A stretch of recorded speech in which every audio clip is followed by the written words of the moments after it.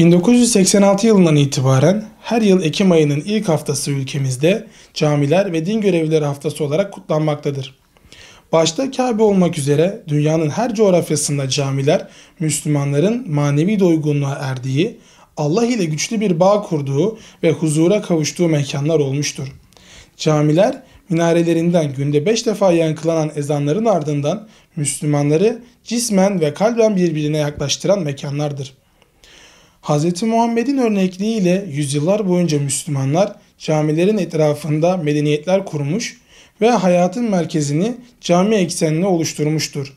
Din görevlileri de camilerimizin asli fonksiyonlarının icra edilmesine ön ayak olmuş ve insanımızın dini birinci ağızdan doğru kaynaklardan öğrenebileceği kişiler olmuşlardır. Müslümanlar olarak cami ve din görevlileri haftasını kutladığımız bu haftada önemli belirtmek isteriz ki camiler yüzyıllardır icra ettikleri fonksiyonlardan uzaklaştırılmaya çalışmış ancak Müslüman halkın gayretleriyle bu amaca ulaşmamıştır. Özellikle ülkemizde son dönemde yaşanan ve insanımızın tepkisiyle sonuç bulan Kur'an-ı Kerim ve camilere yönelik hadsiz saldırıların arttığı düşünüldüğünde camilerin öneminin ve din görevlilerinin sorumluluklarının ne kadar büyük olduğunu hatırlatmak isteriz. Kendi inanç ve maneviyatına saygı duyan ve sahip çıkan nesillerin yetiştirilmesi ve bu nesillerin muhafazası için din görevlilerine büyük sorumluluk düşmektedir. Bu vesileyle Kur'an Nesli platformu olarak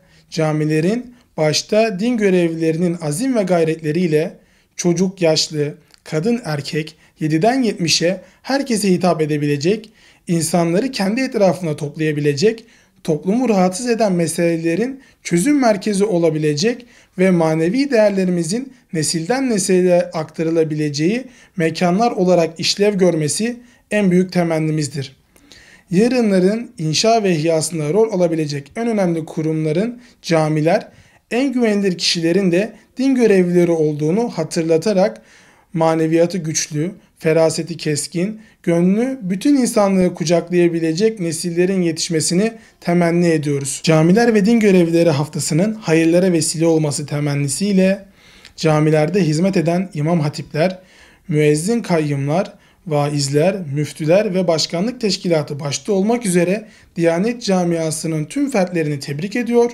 Bu haftanın başta ülkemiz olmak üzere tüm İslam aleminin daha fazla gayret ve başarısına vesile olmasını Cenab-ı Allah'tan niyaz ediyoruz.